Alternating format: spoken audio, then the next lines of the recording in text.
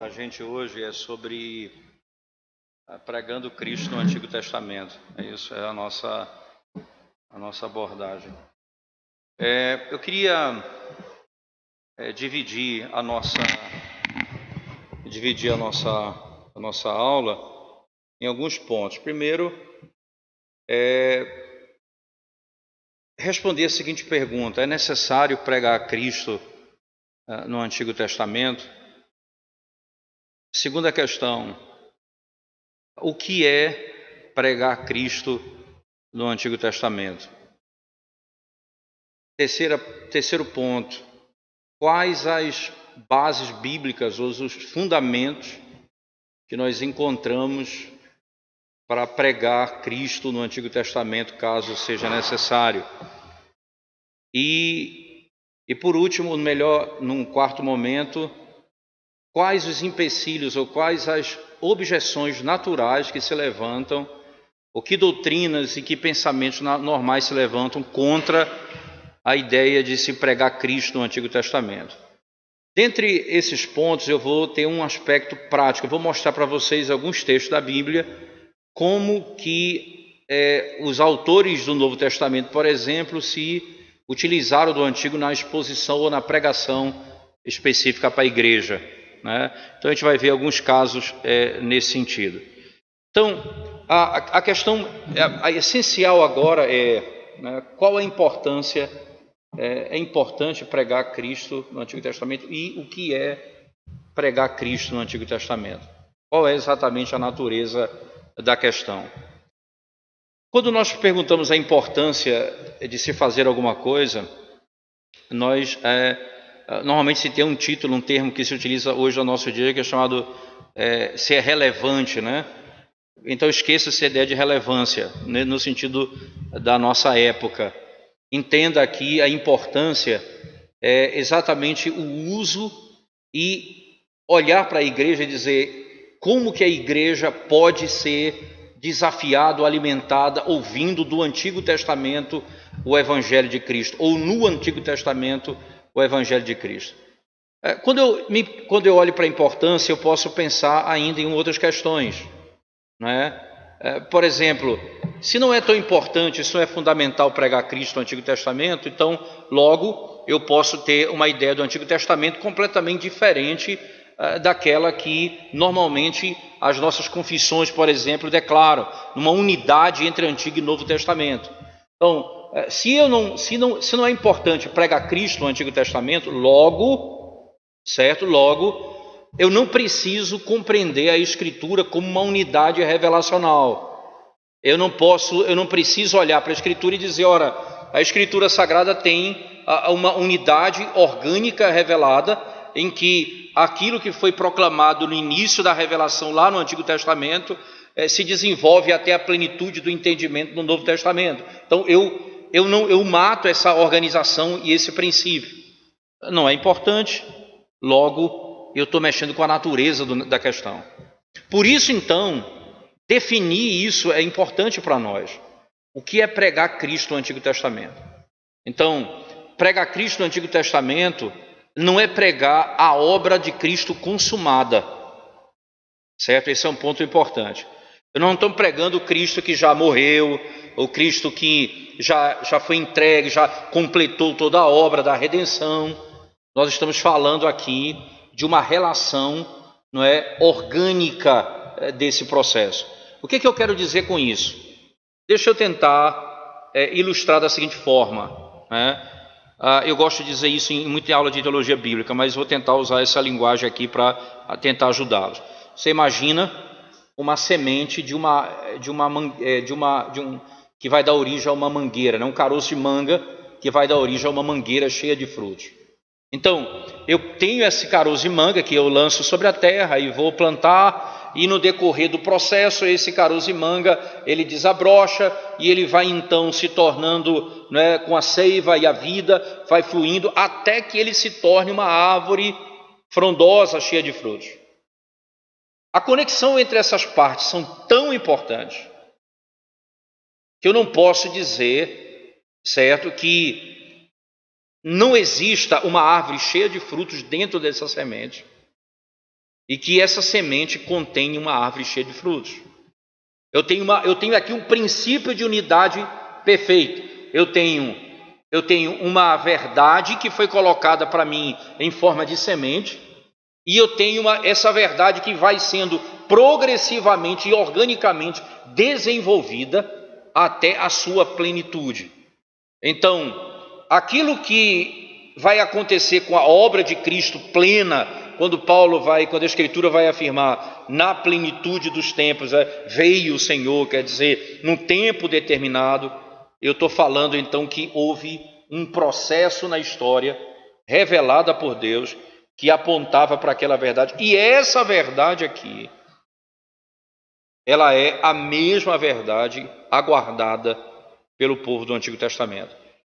Eu não estou pregando Cristo que já foi crucificado, mas eu estou pregando o Cristo que está sendo tipificado, isto é, um tipo daquilo que vai acontecer. Mas a relação, ela é tão profunda, irmãos, entenda o que eu vou lhe dizer. A organicidade dessa revelação, ela é tão profunda que mesmo eu não pregando aquilo que já aconteceu, mas que vai acontecer na Escritura, certo? Eu me beneficio daquilo que aconteceu. A conexão é tão profunda, veja, o processo desse caroço até uma árvore cheia de manga, ele é tão vital, é tão real, que eu não tenho como desconectar o que vai acontecer no processo com aquilo que está no início. A vida nessa relação é tão profunda que eu não tenho como dissociá-la. Se eu puder fazer isso, eu vou dizer que uma manga cheia de frutos, ela não veio de um caroço de manga, ela não veio de uma semente. Se eu puder afirmar que eu posso pregar, que eu prego Cristo no Novo Testamento apenas e não no Antigo Testamento, eu estou afirmando que essa árvore cheia de frutos, ela surgiu no vácuo. Ela não tem uma semente, ela não tem uma terra onde ela foi plantada, ela não tem um processo, ela tem apenas o produto final. Eu prego Cristo, a obra que ainda vai se realizar. Por isso nós chamamos de tipo, de sombras, mas eu prego com a convicção de que todo aquele que crê, como aquele que creu no Antigo Testamento, foi salvo. Quando eu prego Cristo que ainda vai morrer no Antigo Testamento, mas que no nosso caso ele já morreu, mas nós estamos falando daquilo que ainda vai acontecer cronologicamente, mas a verdade ela está ligada de tal maneira que não há como eu afirmar outra coisa senão que a obra do Evangelho de Cristo, como ela é usufruída por aqueles que viveram no período do Antigo Testamento. Adão creu e foi salvo. Todos que creram no Antigo Testamento foram salvos. Todos que aguardavam o Redentor pela mesma fé foram salvos. Todos os que eram eleitos de Deus na Antiga Aliança e creram nesse Evangelho foram salvos. Então eu tenho na natureza da minha questão, pregar Cristo no Antigo Testamento. Não é só importante, mas é importante pelo fato de que pregar Cristo é a declaração de uma unidade revelacional. É de uma unidade revelacional. Se eu prego Cristo no Antigo Testamento, eu estou declarando abertamente que existe uma unidade na revelação. É por isso que lá na frente vai ver um pouquinho mais, você vai encontrar muita dificuldade de pastores e líderes de igrejas de pregar no Antigo Testamento. E quando fazem, apenas fazem declarações moralistas, de regras, o que fazer, o que não fazer, o que praticar, o que não praticar, mas eles não pregam o Evangelho, eles não pregam o Evangelho da graça. É mesmo que as regras sejam dadas, eles não conseguem compreender que ali o Evangelho de Cristo está sendo proclamado. Eles não têm essa percepção. Por que não têm? Porque não concebem a ideia de uma unidade na revelação. Então, a natureza da pergunta é: o que é pregar Cristo no Antigo Testamento? em primeiro momento, primeiro aspecto, é uma declaração inequívoca de que existe uma unidade revelacional. Segundo aspecto, que essa unidade revelacional, ela se manifesta de uma multiforma. Onde eu quero chegar? Normalmente a gente diz assim, alguém uma vez pregando em Gênesis 22, eu sei que tem percepções diferentes do que eu vou falar, mas eu quero apenas extrair a ideia aqui, independente da divergência de pensamento. Por exemplo, Gênesis 22, quando diz assim, não, Abraão foi oferecer Isaac, ele ia ser imolado, né? E então ele não... Tem, por exemplo, comentário do Van Groningen, que é muito bom, por sinal, mas aí lá nesse comentário ele diz assim, Isaac não era um tipo de Cristo, o tipo de Cristo era o cordeiro que veio morrer no lugar dele. No máximo, Isaac era um tipo da humanidade por quem o cordeiro morreu.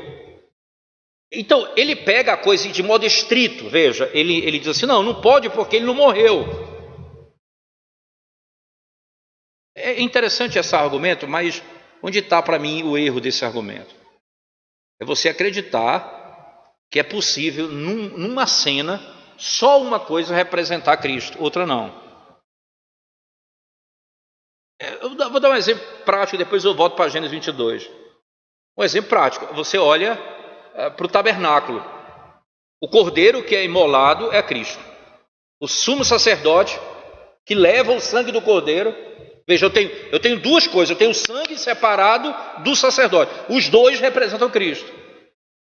Eu tenho dentro do tabernáculo, eu tenho lá o altar, eu tenho lá o propiciatório, a tábua do propiciatório.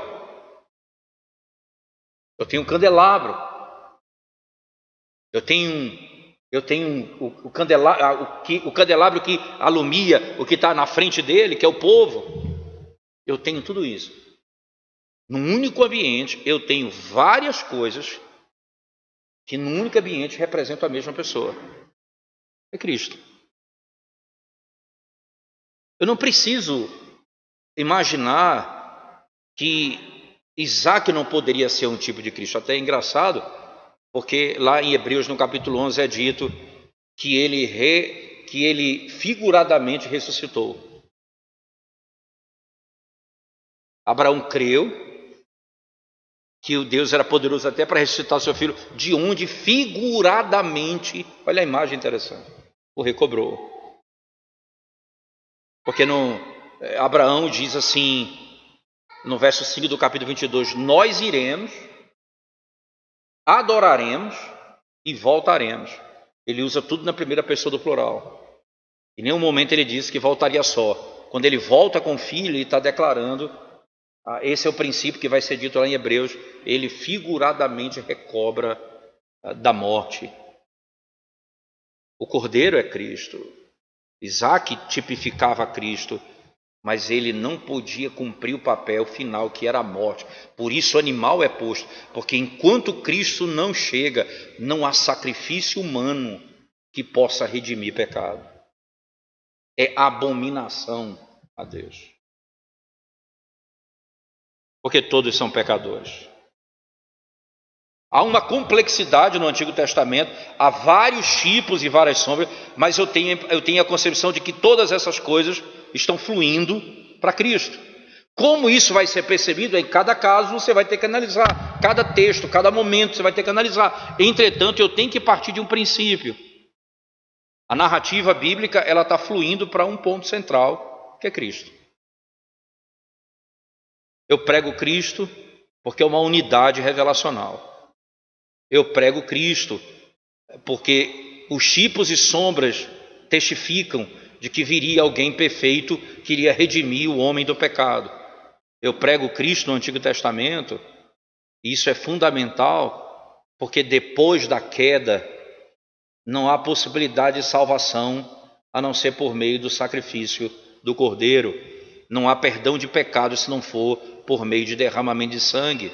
Eu estou falando aqui do perdão do pecado do povo, e o sistema sacrificial é uma declaração disso.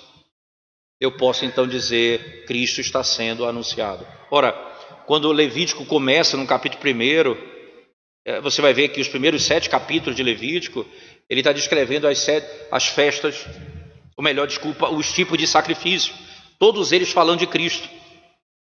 O sacrifício de Cristo é tão perfeito e tão pleno que um único sacrifício não consegue capturar toda a imagem. Então, eu preciso de 7 tipos de sacrifício para falar de um único sacrifício, que é Cristo. Então, eu preciso de muita complexidade, eu preciso de muita suntuosidade, eu preciso de muita coisa externa para falar de um único ato. Por isso, eu tenho no Antigo Testamento uma força muito grande de aparência, eu tenho uma força muito grande de pompa, eu tenho uma força muito grande de externalidade, eu tenho uma força muito grande de tipos, de coisas que apontam para Ele. Todas elas ordenadas por Deus, porque estão revelando a profundidade, a complexidade da obra do Redentor. Essa é uma percepção que eu vou tendo de construir ao longo do caminho. Eu prego Cristo no Antigo Testamento porque talvez eu subdivida a pergunta fazendo a outra pergunta, que é a seguinte: eu prego o que de Cristo no Antigo Testamento? Eu prego Cristo, ok, mas eu prego o que de Cristo? Ele é Filho de Deus, que Ele veio salvar o mundo. O que exatamente que se fala de Cristo?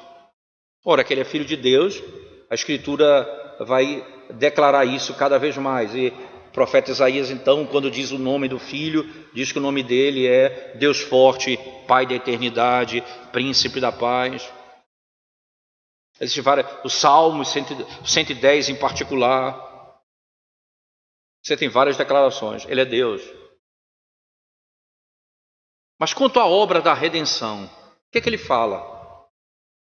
Aí o texto clássico, eu queria que você abrisse comigo, lá no Evangelho de Lucas em particular, no capítulo 24, eu queria que você se deitesse comigo nesse texto e depois na primeira carta de Paulo aos Coríntios, particularmente fazendo uma conexão com esse texto. Lá no livro de Lucas, capítulo 24, eu tenho uma declaração bem interessante da parte do próprio Cristo, no verso 44 em diante.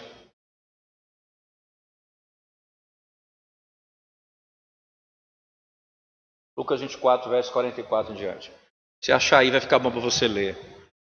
Mas quem tiver o texto, acompanha comigo. A seguir, Jesus lhes disse, são estas as palavras que eu vos falei. Estando ainda convosco, importava se cumprisse tudo o que de mim está escrito na lei de Moisés, nos profetas e nos salmos. Eu tenho uma declaração bem genérica aqui, da parte de Cristo, né?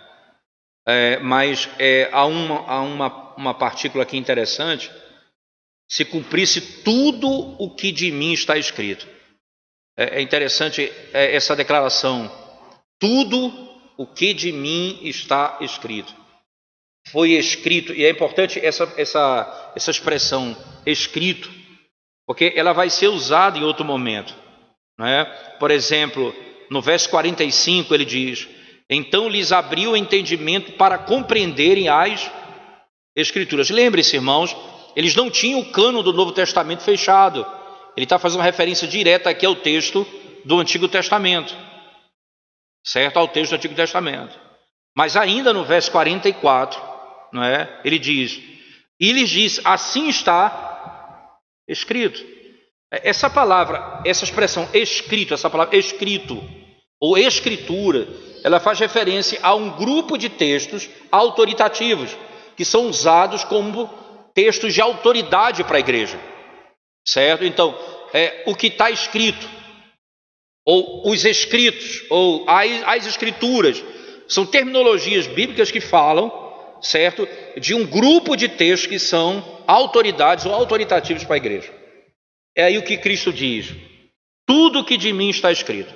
Então alguém poderia então ainda perguntar, mas o que está escrito de mim no Antigo Testamento? Veja, tudo que está escrito de mim e aí abriria uma porta sem fim para a gente caminhar em busca de tanta coisa. Mas o que está de mim escrito? Na sequência, no verso 46, ele disse, assim está escrito. Então, a continuidade do verso 46 passa a detalhar o que está escrito. Aí ele diz, assim está escrito que o Cristo havia de padecer e ressuscitar dentre os mortos no terceiro dia. Entenda, irmãos, e aí a declaração final, e que se pregasse o que, irmãos? Cristo nos Escritos. Se pregasse do Antigo Testamento a verdade de que ele salvaria os gentios. Lembra que esse aqui é Lucas, o autor de Atos. E eu vejo como termina o texto. O texto vai terminar, não é, com a ascensão de Jesus. Mas ele vai começar Atos antes desse tempo da ascensão. Quando ele termina essa fala, você vai ter alguns eventos de Cristo e logo no capítulo 1 ele é assunto aos céus. Ele começa exatamente onde ele termina o livro de Atos, de Lucas. Mas a implicação o que está escrito é que o que haveria de acontecer, veja, que eu havia de padecer, que o Cristo havia de padecer e ressuscitar dentre os mortos no terceiro dia. E que em seu nome se pregasse arrependimento para a remissão de pecados a todas as nações, começando de Jerusalém. Que se pregasse a partir dessa verdade aqui. Eu tenho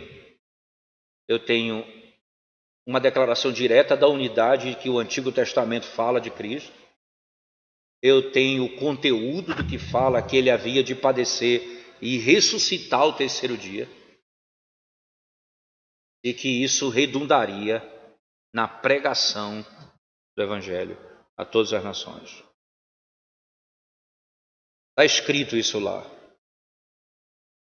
O que nós temos em Lucas e nos Evangelhos é que Cristo padeceu e que ele ressuscitou. O que está escrito lá é que ele havia de padecer.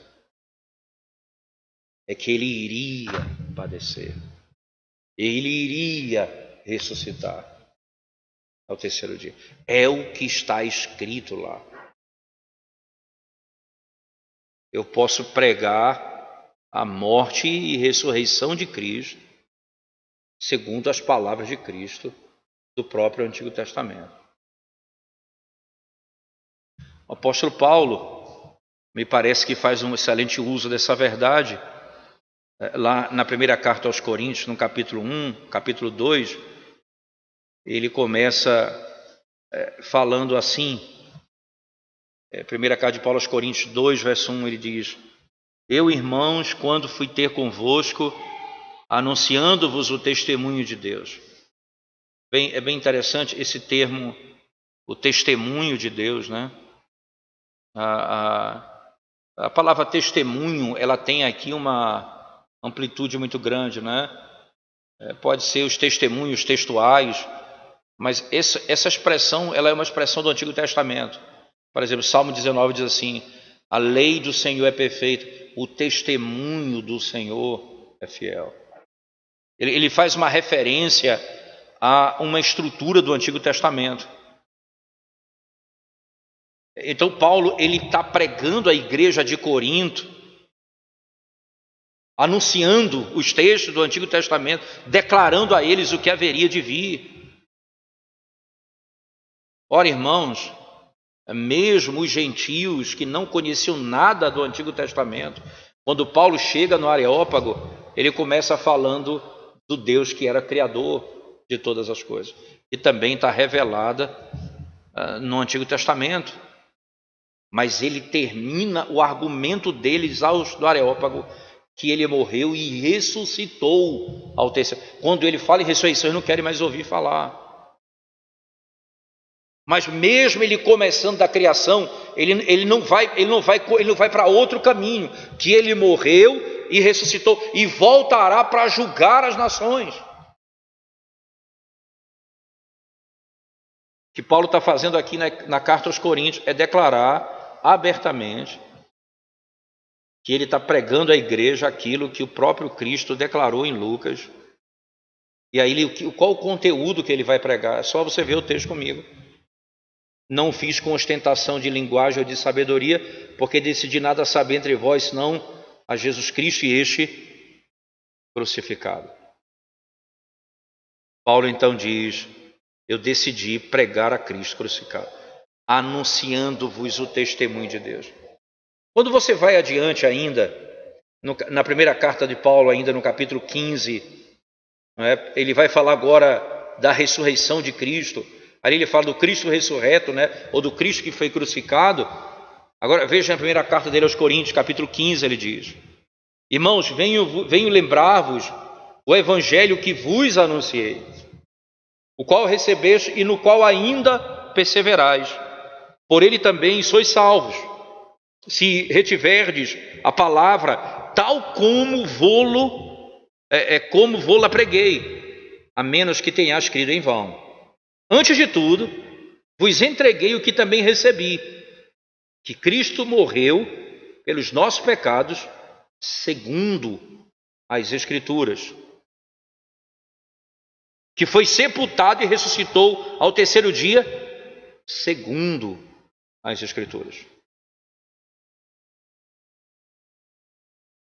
As Escrituras aqui, entenda, irmãos, ora, o apóstolo Paulo, certamente, ele é testemunha de tudo aquilo, no sentido de que ele ouviu dos discípulos e ele viu o que aconteceu por meio da vida dos apóstolos. Entretanto, ele está declarando que aquilo que ele está entregando foi o que ele recebeu. Ele recebeu, não como uma tradição humana, isso veio das Escrituras, que Cristo morreu segundo as Escrituras, ele foi sepultado segundo as Escrituras e que ele ressuscitou segundo as Escrituras. Eu tenho então um princípio, me parece claro aqui, bem claro aqui. O que Cristo disse, as Escrituras falam a meu respeito. Falam que eu ia padecer, ser sepultado e ao terceiro dia ressuscitar. Paulo diz: eu vos preguei o que está de acordo com as Escrituras. E Cristo morreu e ressuscitou segundo as Escrituras. Entenda, segundo as Escrituras não é somente segundo o registro do fato, mas segundo aquilo que se cumpriu, as promessas, o que foi revelado no Antigo Testamento. Então, eu tenho uma abordagem.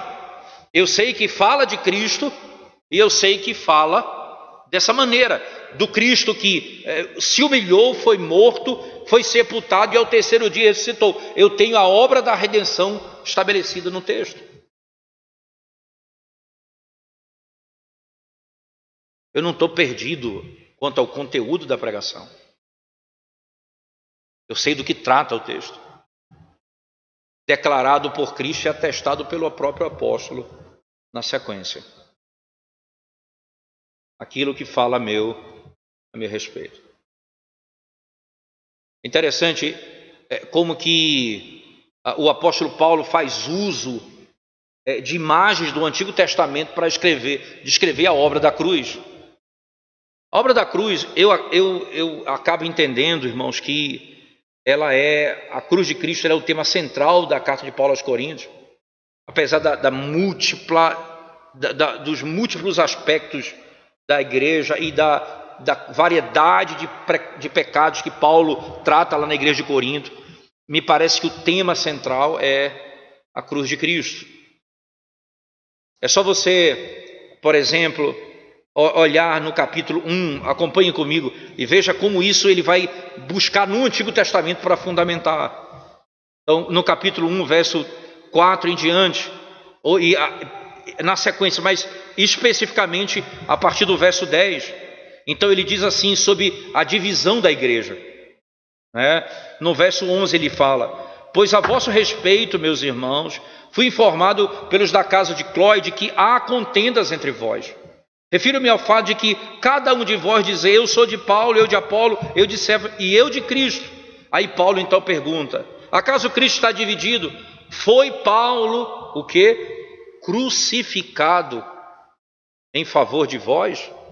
Ou foste porventura batizados em nome de Paulo? É interessante que Paulo vai combater a divisão da igreja dizendo: eu não posso ser o cabeça da igreja porque eu não fui crucificado por vocês. Aí você vai entender porque no capítulo 2 ele vai declarar: decidi nada saber a não ser Cristo e este crucificado. Eu vou pegar Cristo crucificado. No verso 18 do capítulo 1, por exemplo, ele vai falar que essa é a mensagem que ele vai pregar, que é a mensagem da cruz, Cristo crucificado. Então ele diz assim, no verso 21 em diante: visto como na sabedoria de Deus o mundo não conheceu, por sua própria sabedoria, aprove a Deus salvar os que creem pela loucura da pregação. Porque tanto os judeus pedem sinais como os gregos buscam sabedoria, mas nós pregamos a Cristo crucificado. Entenda, isso é um tema que começa no verso 10 em diante, depois passa para a segunda sessão, entra no capítulo 2. Cristo crucificado. No capítulo 8, em particular, existem muitas coisas, mas eu quero focar num detalhe para mostrar como do Antigo Testamento ele extrai esse princípio. Então, lá na primeira carta de Paulo aos Coríntios, no capítulo 8, ele está falando de um tema que é muito caro para ele. Ele diz acerca das coisas sacrificadas a ídolos. Ele diz: ora, no que se refere às coisas sacrificadas a ídolos, reconhecemos que todos somos senhores do saber.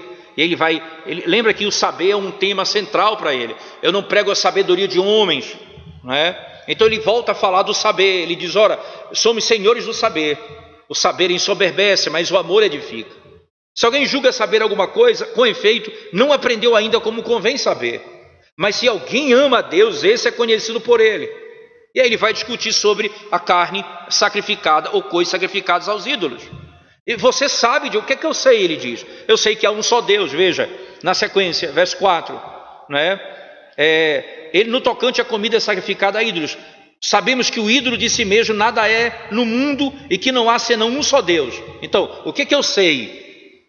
O ídolo não é nada e que há um só Deus. Eu sei disso. Ele continua: porque ainda que há também alguns que se chamem deuses, quer no céu, quer na terra, como há muitos deuses e muitos senhores, todavia para nós há um só Deus, o Pai de quem são todas as coisas e para quem existimos, e um só Senhor Jesus Cristo, pelo qual são todas as coisas e nós também por ele. Entretanto, não há esse conhecimento em todos, né? Porque alguns, por efeito da familiaridade até com o ídolo, ainda comem dessas coisas como a ele sacrificada. E aí Paulo está descrevendo aqui alguém que conhece o Evangelho, mas ainda não tem entendimento claro sobre os ídolos. Aí ele continua: e a consciência deste, por ser fraca, vem a contaminar-se. Aí ele vai argumentar: não é a comida que nos recomendará Deus, pois nada perderemos se não comermos, e nada ganharemos se comermos. Vede, porém, que esta vossa liberdade não venha de algum modo a ser tropeço para os fracos, porque se alguém te vir a ti, que és dotado de saber, à mesa em templo de ídolo, não será a consciência do que é fraco induzida a participar de comidas sacrificadas a ídolos? E assim, por causa do teu saber, perece o irmão pelo qual Cristo morreu. Aí ele retoma o sacrifício de Cristo. Ele não é apenas a unidade da igreja, mas ele é também o que fundamenta especificamente aqui o trato com o meu próximo, meu irmão. Eu não vou escandalizar, porque é pouca coisa isso diante da profundidade daquilo que foi feito em Cristo. Cristo morreu por ele. Não cabe usar o meu saber para poder levá-lo a ter a consciência ferida. No capítulo 5, volte comigo mais uma vez, o apóstolo Paulo então diz assim: existe um grupo de irmãos aqui na igreja que estão vivendo em pecado, e em particular um jovem que se deita com a sua madrasta, a igreja não faz nada, eu vou discipliná-lo. Aí ele diz: eu vou entregar a alma dele ao diabo, o corpo dele ao diabo junto convosco, em nome do Senhor, para que no último dia, para que no dia do Senhor a alma dele seja salva. E aí ele argumenta com um princípio no verso 7. Ele diz assim, não é? Lançai fora o velho fermento, para que sejais nova massa, como sois de fato, sem fermento, pois também Cristo, nosso Cordeiro Pascal, foi imolado. Entenda, o apóstolo Paulo vai buscar nessa figura, o cordeiro que foi imolado, o mesmo raciocínio que ele está usando em Corinto no capítulo 2, em Coríntios capítulo 1, no capítulo 8, o mesmo argumento em que ele está falando da cruz de Cristo, ele vai usar esse mesmo argumento, porque lá ele diz: Cristo morreu por eles, não escandalizem. A segunda coisa, eu não morri por vocês, Cristo morreu, então eu não sou o cabeça da igreja, Cristo é. Então ele vai com um monte de argumento, e aqui, ele, ao invés de dizer que Cristo morreu, ele diz: é o nosso Cordeiro Pascal que foi imolado. Ele conecta toda uma relação histórica, dizendo: aquele ato do sacrifício de Cristo é o sacrifício do Cordeiro, que é o sacrifício de Cristo, que nos liberta do cativeiro do pecado. Eu tenho uma história plenamente conectada quando ele funde uma história na outra. E não faz, irmãos, sem consciência disso, porque ele acabou de dizer que ele anunciou os testemunhos de Deus. Ele disse em Corinto, na primeira carta, no capítulo 15, que ele anunciou o que está escrito, que Cristo morreu segundo o que está escrito e ressuscitou segundo o que está escrito. As duas verdades plenas que fundem e estabelecem a obra de Cristo na totalidade, a sua vida, morte e ressurreição, estão descritas no Antigo Testamento. E ela é usada na igreja do Novo Testamento para dizer, para que vocês, pecadores, não fossem mortos no dia da libertação do Egito. O cordeiro foi imolado no lugar do primogênito, para que aquela casa fosse salva. O cordeiro foi morto para que vocês fossem livres do Egito, do mundo. Como que vocês permitem que o pecado domine a igreja e haja uma prática tão asquerosa como essa no vosso meio, e ninguém se indigne contra isso? Se Deus, para nos livrar do pecado, entregou o seu Filho para morrer para a nossa salvação, como vocês tratam o pecado dessa forma? Aí ele volta para a cruz e diz: foi assim que o Senhor nos libertou do pecado. Eu tenho unidade, eu tenho conteúdo, eu tenho conexões aqui. O que eu vou fazer com a história do Antigo Testamento? Eu tenho uma história que me chama bem a atenção. João, no capítulo 3, queria que você lá abrisse sua Bíblia. Você vai encontrar que quando Nicodemos ele chega para falar com Cristo, ele era alguém de alta patente dentre os judeus, e ele chega para falar com Cristo à noite, e ele conhecia a lei e os profetas, e pelo conhecimento que ele tinha, ele chegou a dizer: Ninguém faria o que você faz se não fosse da parte de Deus. Então ele está constatando uma coisa: olha, analisando o que o senhor está fazendo com aquilo que eu conheço das Escrituras, não tem como não dizer que você não é da parte de Deus. Aí Jesus disse: você precisa nascer de novo. Veja, a questão importa nascer de novo. Aí Cristo entra na essência da história. Aí você tem discorrendo ali, não é? Mas como eu vou nascer? Eu vou voltar para o ventre da minha mãe. Começa todo um debate envolvendo aquilo, até que chega no momento que Cristo, falando com Nicodemos ainda, ele diz assim: porque como é que alguém vai nascer de novo? Como é que pode alguém nascer de novo? Se eu não vou voltar para o ventre da minha mãe, o que é que está acontecendo comigo? Aí ele diz, Jesus fala, e essa citação de João está clara lá: assim como era necessário que a serpente fosse levantada no deserto, importa que Cristo fosse levantado, para que todo aquele que olhar para ele seja salvo. Ele tá ali, João está contando uma história, e ele cita um evento que aconteceu em Números, para destacar esse texto de João. Que conexão tem aqui? Porque levantar uma serpente tipifica levantar Cristo? A história é simples. A serpente que Deus mandou no Antigo Testamento como juízo, picava e eles morriam. João ali descreve as palavras de Cristo, que diz assim: você tem de nascer de novo. Você não foi ferido apenas uma morte terrena, você está morto. Mas como é que eu vou viver? Você foi picado pelo pecado. Não há saída para você, Nicodemos. Não há como você se livrar disso. Você foi picado pelo pecado, não tem como se livrar disso. Então como eu posso viver se eu tenho de nascer de novo? Aí a serpente lá era assim, ela é levantada e alguém dizia assim: olhe para ela e você vai ser curado. Jesus diz lá em João: você vai ser salvo.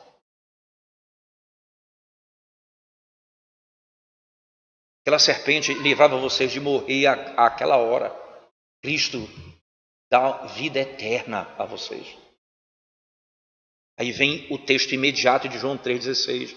Porque Deus amou ao mundo de tal maneira que deu seu Filho unigênito, para que todo aquele que nele crê não pereça, mas tenha a vida eterna. E ele traz consigo a história de Números. E diz: você olha aqui para essa história e veja que aqui é Cristo sendo pregado.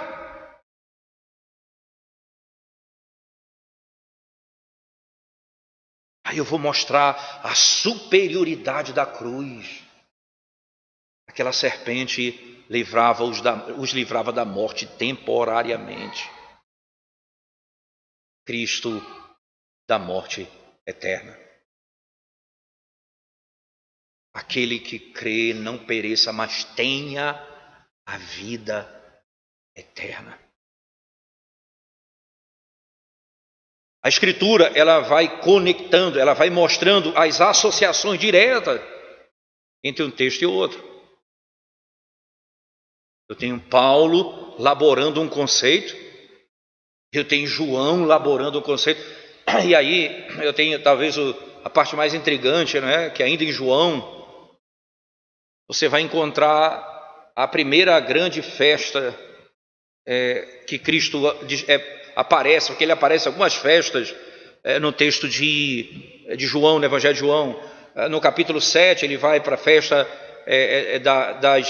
da colheita, né, que é a grande festa. Ele vai para a festa da Páscoa. Tem várias festas que ele participa, mas a primeira festa que ele participa é do casamento. E tem uma história lá, onde ali Jesus Cristo, depois de ouvir que tinha acabado o vinho, ele pega tinha umas talhas, o texto diz que essa era usada, e aí ele conecta com a prática do Antigo Testamento para purificação. Então era para atos externos de purificação, e aquilo ali tinha um valor externo de purificação. Imediatamente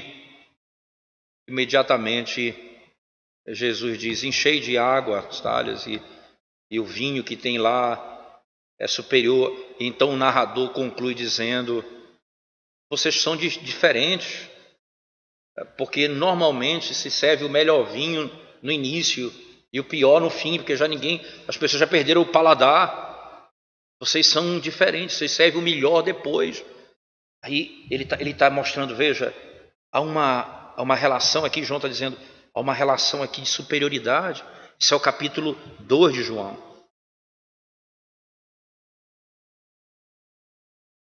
Aí vem o capítulo 3, a serpente que foi levantada, era o vinho do início da festa. Cristo que foi levantado na cruz é o do fim da festa, é melhor do que o primeiro. Mas há uma conexão entre eles. Aí chega o capítulo 4, aí João chega e diz assim, narra que Jesus chega no poço, encontra uma mulher, e ele diz assim: eu estou com sede, dá-me de beber. A mulher diz: como o senhor, sendo judeu, fala comigo que sou samaritana? Mulher e samaritana, duas complicações. É muita, como nós diríamos na nossa época, né? É muita minoria para uma pessoa só. Ela tinha duas minorias. Era mulher e samaritana na época dela. Jesus Cristo disse: se você soubesse quem está te pedindo água, você pediria água, eu te daria. Aí ela diz: acaso isso é melhor do que nosso pai Jacó? Veja, que bebia água desse poço aqui. De que água o senhor tem para me dar? Essa água é o vinho do início da festa. Eu tenho uma água que é o vinho do final da festa. Se você beber dessa água, nunca mais você vai ter sede. Eu tenho uma conexão histórica, eu tenho eventos que são conectados imediatamente com um princípio. Há uma história, há um evento no Antigo Testamento e há a abordagem de Cristo no Novo Testamento. Eu vou ter isso correndo em todo o livro de João. Eu tenho o capítulo 6 de João. É interessante que o capítulo 6 de João, ele é como Israel no deserto. O Senhor faz a multiplicação dos pães, eles ficam abismados com aquilo, depois eles passam a seguir a Cristo. Jesus diz: vocês me seguem pelo pão que perece. Eu sou o pão da vida. O maná que desceu do céu. Aí ele usa a ideia do maná. Aí ele resgata a ideia do deserto. Eu sou o maná que desceu do céu. Eu sou o pão que veio do céu.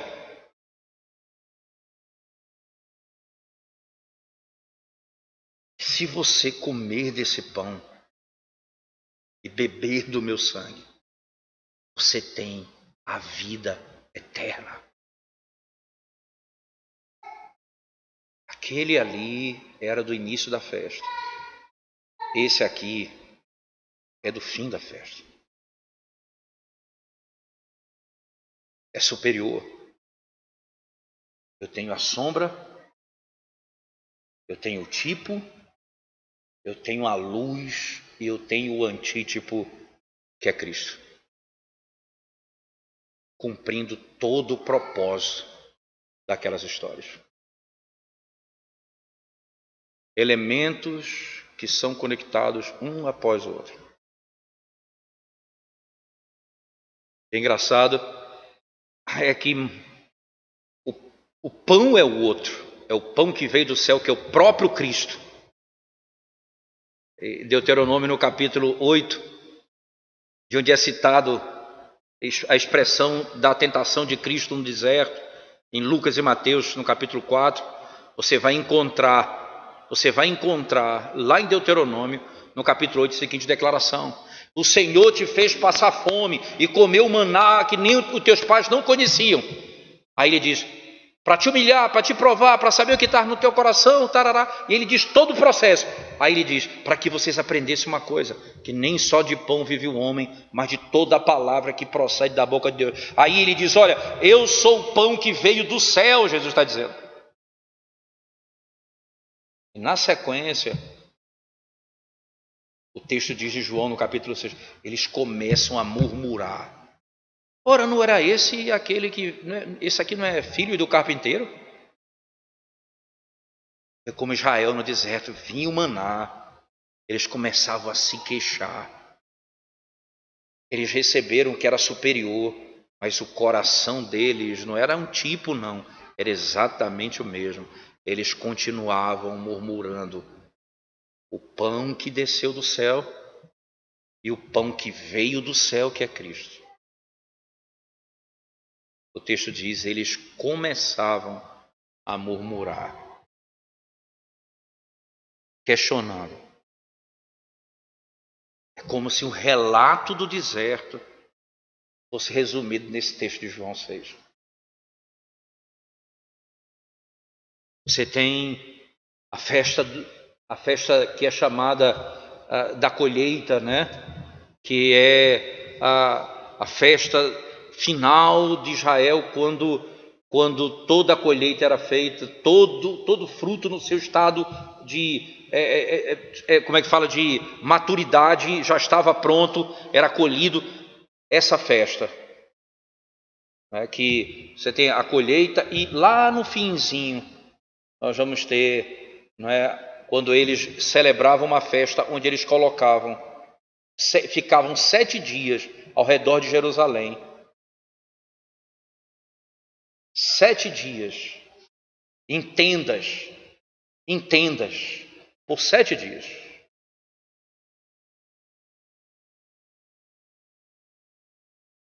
O dia principal da festa era o 8º dia.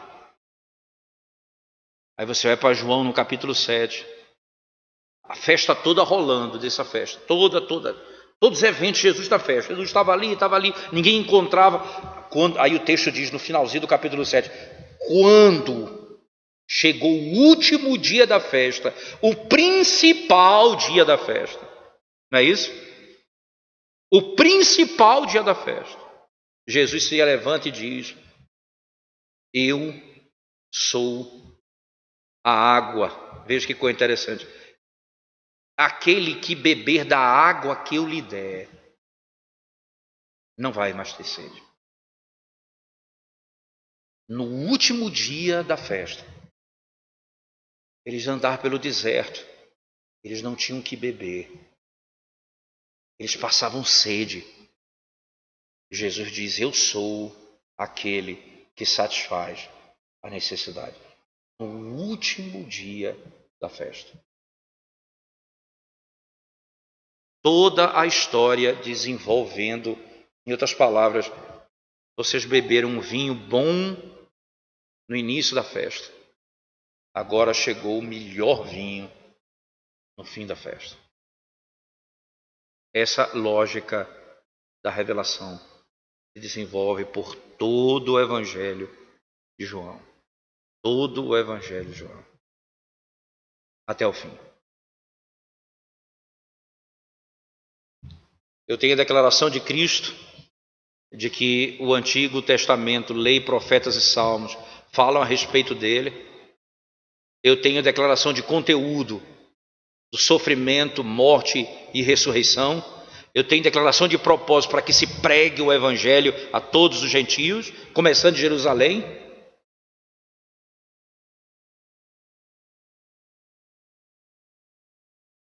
Eu tenho aplicado isso pelo apóstolo Paulo à igreja de Corinto. Eu tenho o evangelista João fazendo conexão com essa verdade direta, associando a obra de Cristo com as histórias do Antigo Testamento, fazendo com que elas fossem entendidas na plenitude como é a ideia de um vinho superior ao vinho do início da festa. O cordeiro, né? E aí você tem um princípio bem interessante.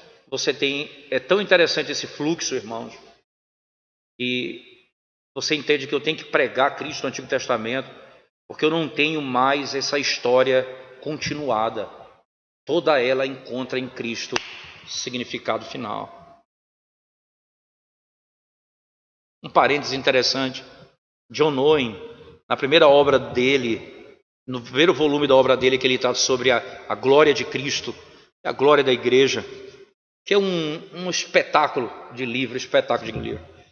E John Owen, ele faz algumas análises bem interessantes ali. E ele vai mostrar que ele diz assim, quando ele está laborando contra a Igreja Católica Romana, ele diz assim: é interessante que a Igreja Católica Romana se utilize de um princípio que revela falibilidade, imperfeição, para declarar infalibilidade e perfeição, que é o princípio da sucessão. Então ele diz, ora, a ideia de uma coisa que se repete é a ideia de uma coisa que não é perfeita, que não é ainda o principal, não ainda é o melhor. Então, ora, a ideia de um apostolado que se sucede e que todo tem outro, uma sucessão, é o princípio errado, ele diz, porque o Antigo Testamento mostra que esse é um caráter que mostra a imperfeição, que era a necessidade de algo superior. Então eram 2 sacrifícios por dia, eram muitos animais mortos, era um sacerdote após outro, porque um morria e o outro então substituía. Isso, ele diz, é uma prova clara de que haveria necessidade de algo perfeito. E John Owen diz: Cristo é perfeito, estanca tudo ali, termina a sucessão, não há mais sacerdote, não há mais profeta nesses termos, não há mais rei nesse termo, não há mais sacrifício, não há mais santuário nesse termo. Tudo encontra nele o pleno sentido. Essa é uma prova fundamental de que o Antigo Testamento apontava para ele. E todas essas coisas cessam quando chega nele. E o que continua que apontar para o Antigo Testamento muda a lógica. Por exemplo, tudo que era cruento, isto é, havia derramamento de sangue, passa a ser incruento, isto é, não tem mais derramamento de sangue. O batismo da antiga aliança era a circuncisão, derramamento de sangue.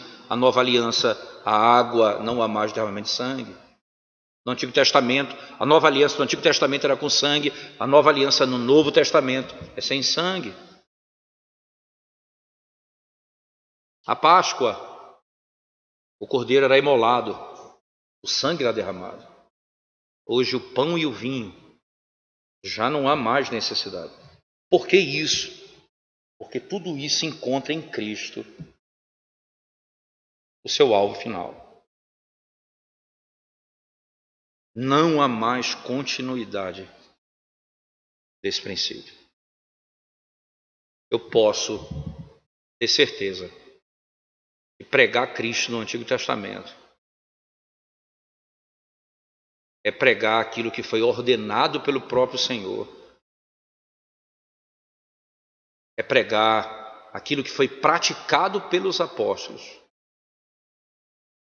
E é pregar aquilo que as Escrituras do Novo Testamento, como no caso do Evangelho de João, usa como princípio hermenêutico de interpretação de um livro como um todo.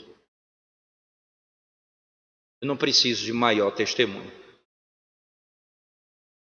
porque foi assim, exatamente assim, que eles fizeram. Então eu preciso pregar Cristo no Antigo Testamento, se eu quiser ser fiel àquilo que o próprio Cristo nos ordenou. Eu não sei se... eu não me liguei em tempo aqui. Você tem só para ideia de tempo aí, quanto tempo tem?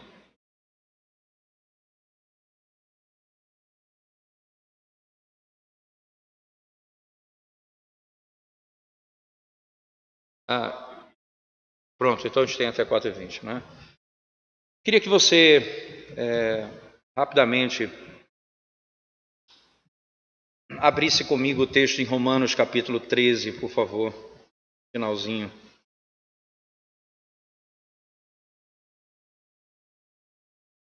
O intervalo vai ser um só. Romanos 13, a partir do verso 10, diz assim: E digo isto a vós outros que conheceis o tempo, já é hora de vos despertardes do sono, porque a nossa salvação está agora mais perto do que quando no princípio cremos. Vai alta a noite e vem chegando o dia.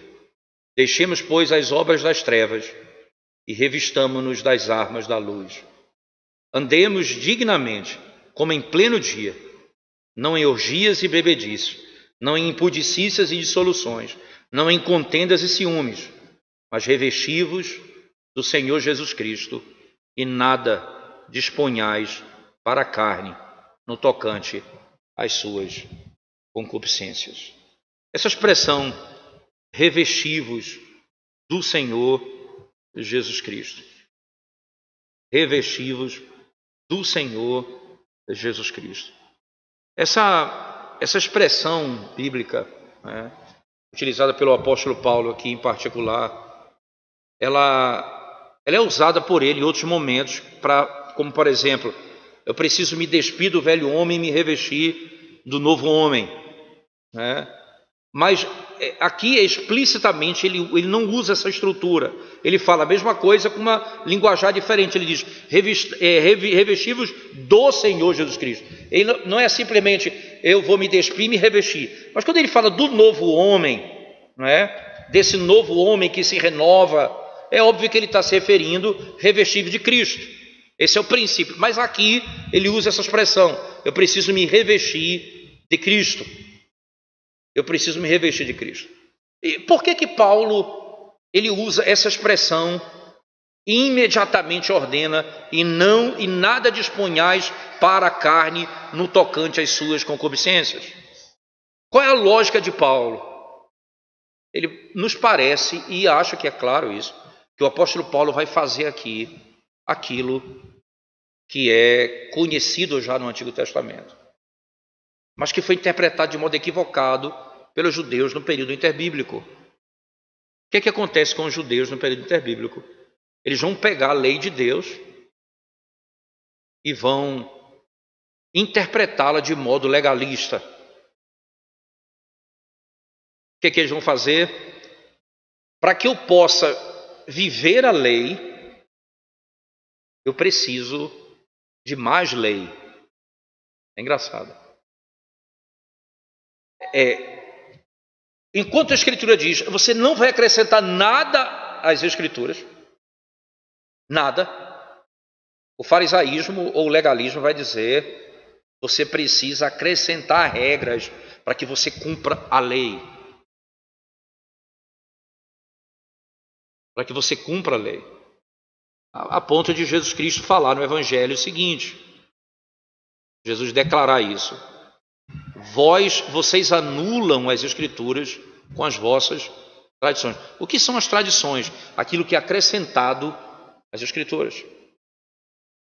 Paulo acabou de argumentar no capítulo 2 em Romanos que o homem, o judeu particularmente, ele se sentia superior aos gentios que eram entregues à iniquidade, porque adoravam a criatura no lugar do Criador. Eles não eram idólatras dessa forma.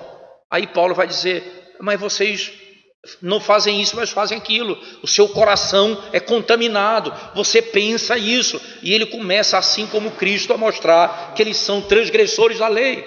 E a conclusão de Paulo é, todos estão encerrados no pecado, tanto judeus como gregos, e carecem da glória de Deus. O que Paulo está dizendo, ora, nem os gentios têm um modo de viver segundo a lei, nem os judeus têm a forma de viver segundo a lei, porque para o judeu, mais lei para se viver a lei, enquanto que o gentio vai dizer, menos lei para se viver de acordo com a verdade. A Escritura vai manter o mesmo padrão do Antigo Testamento, porque nesse mesmo texto de Paulo, de Romanos, Escute as palavras de Paulo, verso 8: a ninguém fiqueis devendo coisa alguma, exceto o amor com que vos ameis uns aos outros, pois quem ama o próximo tem cumprido a lei. E que lei? Ele vai dizer a primeira tábua da lei, não, a segunda tábua da lei. Não adulterarás, não matarás, não furtarás, não cobiçarás, e se qualquer outro mandamento, e se há qualquer outro mandamento, tudo nesta palavra se resume: amarás o teu próximo como a ti mesmo, resumo de toda a lei. Paulo aqui, ele tá citando a lei e dando o resumo dela. Paulo não acrescentou, Paulo não retirou, ele citou algumas e disse: se há outra, um princípio claro. Qual o princípio da lei? Amarás ao teu próximo como a ti mesmo.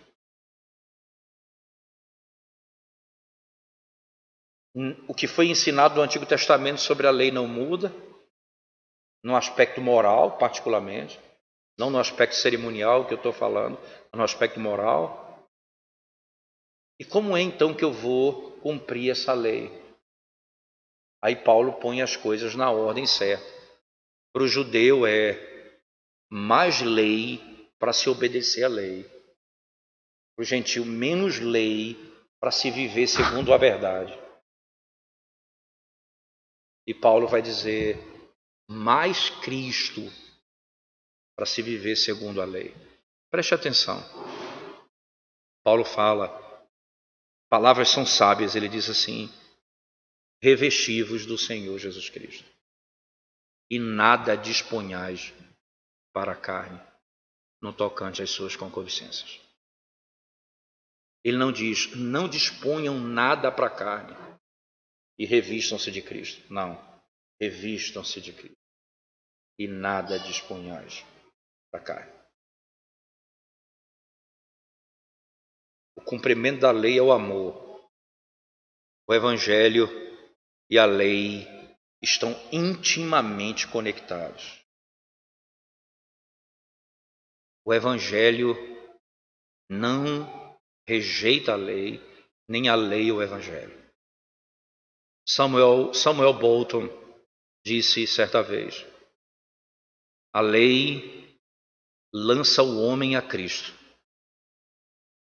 Cristo o redime, porque o homem é incapaz de guardar a lei.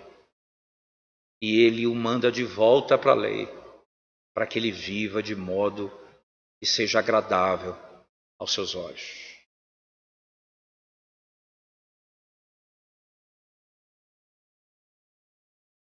A lei moral do Antigo Testamento não é afetada pela linguagem do Novo Testamento. Outro estudioso, um outro comentarista disse assim: é como as linhas de trem que eram a vapor e lenha no passado. Era muito comum nas fronteiras dos Estados Unidos isso. E ele diz assim: o trem não pode andar se não tiver trilho. O trilho é a lei. Mas o trem não vai andar sobre o trilho se não tiver vapor e calor e força para andar. O amor é o vapor. O trilho é a lei. Ele vai vivendo assim. Ele vai vivendo assim. Mas como eu posso isso? Como isso é possível? Em Cristo, as duas coisas são plenamente manifestadas. Sem Cristo, a lei, ela não tem poder. E sem Cristo, o amor não tem objetivo.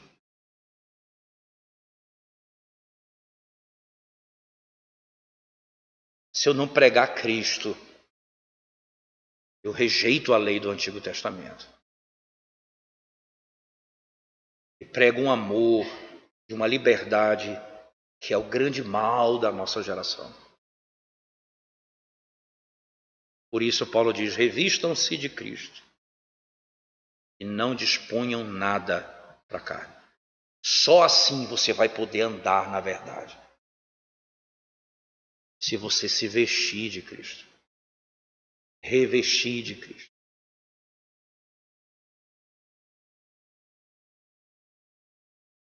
Nós não conseguiremos pregar a salvação sem Cristo, no Antigo Testamento, nem um modo de viver sem Cristo. Não podemos fazer se Cristo não for pregado. Eu preciso pregar Cristo no Antigo Testamento, para que eu não pregue um amor sem propósito, nenhuma lei que não tem poder. Eu preciso pregar Cristo, para que o amor e a lei sejam conjugados, não separados. O próprio Cristo disse no mesmo Evangelho de João: aquele que me ama, guarda os meus mandamentos. Aquele que me ama, guarda os meus mandamentos. Pregar Cristo no Antigo Testamento é vital para a igreja. Quantas dificuldades nós temos para pregar? Nós temos o dispensacionalismo na nossa época, não tão distante, que ainda ronda os arraiais da igreja. Uma doutrina que não zela por um princípio de unidade entre o Antigo e o Novo Testamento, onde o Antigo Testamento é tratado para os judeus e o Novo Testamento para a igreja. Consequentemente, eu não prego Cristo no Antigo Testamento, eu prego leis, eu prego mérito, eu prego moralismo no Antigo Testamento. O dispensacionalismo tem sido uma grande mazela na igreja. Daí a razão pela qual os púlpitos se esvaziaram da pregação de Cristo no Antigo Testamento. Outra grande mazela é o liberalismo. Esvaziou a autoridade do texto sagrado. Que os autores bíblicos não são os autores bíblicos e o que é dito no texto não é a verdade. Eu não só não prego Cristo, mas não prego verdade alguma, porque o texto não é confiável. O liberalismo é um câncer que tem destruído muitas igrejas. Infelizmente, ainda você tem isso muito forte no meio da igreja. Eu conversei recentemente com uma determinada professora de uma escola específica, em que ela, na sua fé e ingenuidade, porque a fé nesse caso é bem ingênua dela, ela disse: não me importa, pastor, se Deus criou o mundo em um dia, como está escrito, ou em bilhões de anos. Se Ele criou, eu creio. A ingenuidade de não entender a implicação de um erro. Porque surgiram aqueles que vão dizer: não, Deus criou, mas foi como a evolução diz. A gente só põe Deus no início, mas a evolução é que é o princípio.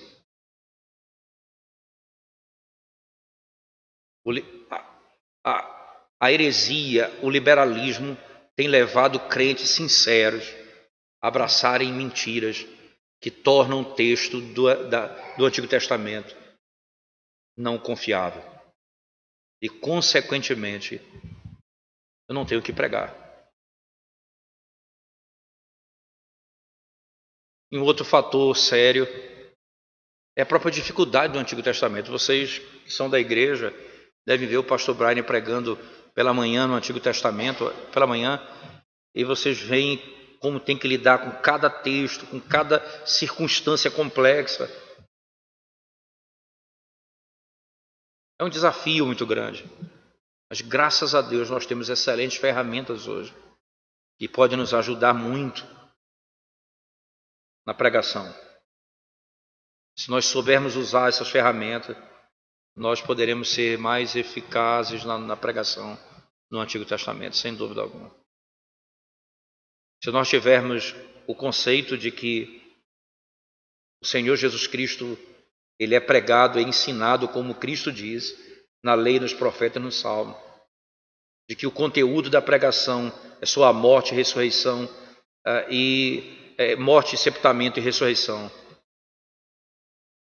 E se eu creio que pregar o Evangelho é a única forma da igreja viver a lei de Deus, como ela foi ordenada por Deus, se eu creio nisso, não pregar o Evangelho no Antigo Testamento é pecado.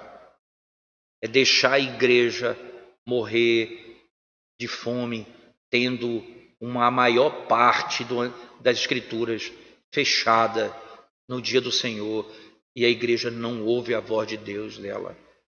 Ela passa fechada e não se prega Cristo no Antigo Testamento. Não fazer isso é se levantar contra a própria vontade de Deus.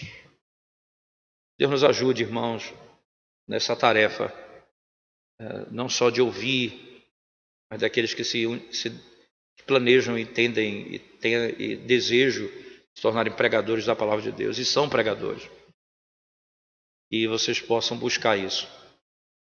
Existem excelentes materiais hoje que podem servir de grande valor, e ser de grande valor para a vida da igreja e para a sua vida em particular.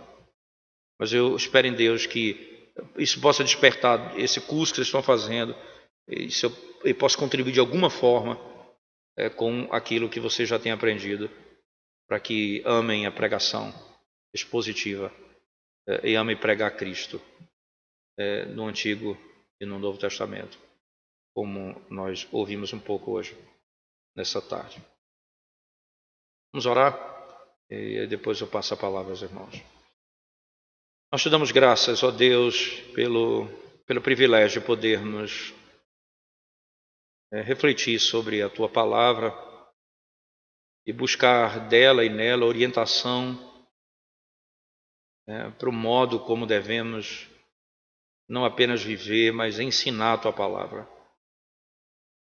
Desvenda os nossos olhos, Senhor, para que a glória do Evangelho de Cristo seja descortinada diante dos nossos olhos em todas as páginas das Escrituras Sagradas. Pedimos que o Senhor nos ajude. E como salmista nós imploramos, desvenda os nossos olhos para contemplarmos as maravilhas da Tua lei. E dentre as grandes maravilhas da Tua lei está a necessidade do Salvador, que é Cristo, o nosso Redentor. E só o fato do salmista ansiar e desejar ter os olhos desvendados para conhecer das Tuas maravilhas, isso é obra do Evangelho que já alcançou o seu coração. É o Evangelho que nos faz amar a Tua lei. É o Teu Evangelho que nos faz ver a Tua lei não mais como um peso, mas como maravilhas. E já não amarga, mas como doçura, não como desprazer, mas como prazer, como o salmista diz. O meu prazer está na lei do Senhor. Ajuda-nos, Senhor, por meio de Cristo, a termos a nossa mente e o coração transformados. Em nome de Jesus. Amém.